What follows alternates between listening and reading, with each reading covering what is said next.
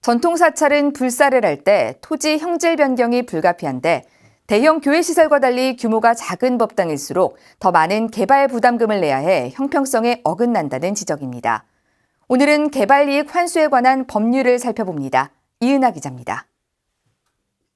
대부분 농림이나 산림 지역에 있는 전통 사찰은 대웅전 등 주요 정각을 제외한 토지가 농지 또는 임야로 분류돼 있는 현행법 때문에 불사를 하려면 토지 형질 변경이 불가피합니다. 이때 개발 부담금이라는 걸 내야 하는데 형평성에 어긋난다는 지적입니다.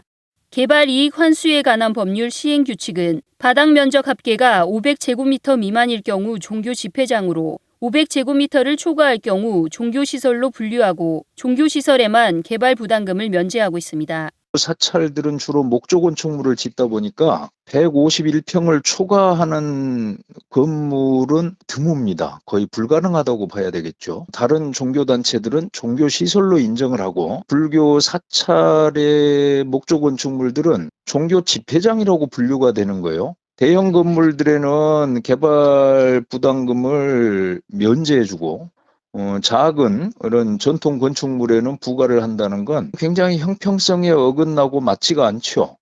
안전이나 비용상 단일 건축으로 500제곱미터가 넘는 대형 건물을 짓기 어려운 불교의 전통 목조 건축물은 규모가 작다는 이유로 종교시설이 아닌 집회장으로 분류하고 개발 부담금까지 부과하고 있는 겁니다.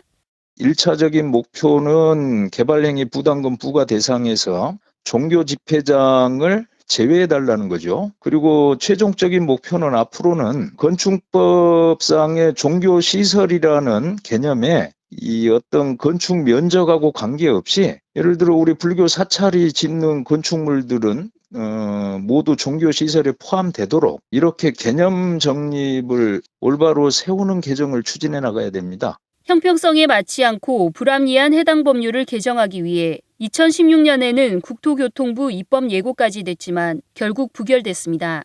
기획재정부 산하에 부담금 심의위원회가 있어요. 그것을 거쳐야 되는데 세금을 걷어들이는 거하고 국가재정 문제하고 연결돼 있다고 기획재정부에서 계속 부결시키고 있습니다. 그러다 보니까 국회 본회의에서 논의도 못 됐죠.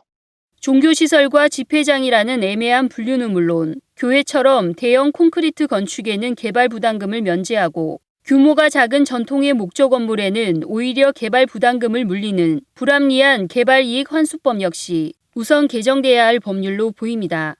BTA 뉴스 이은하입니다.